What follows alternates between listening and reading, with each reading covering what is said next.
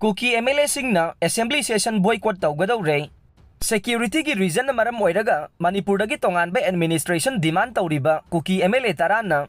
lakliba August 18 dagi haunaba thaurang tawriba State Assembly session asi boycott tawraga ne. Indigenous Tribal Leaders Forum ITLFK spokesman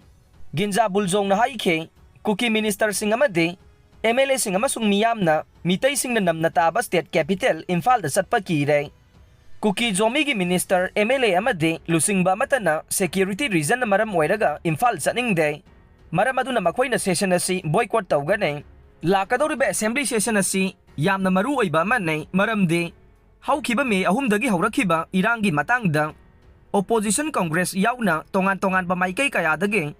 assembly session famduna khananaba demand tawduna lakhibane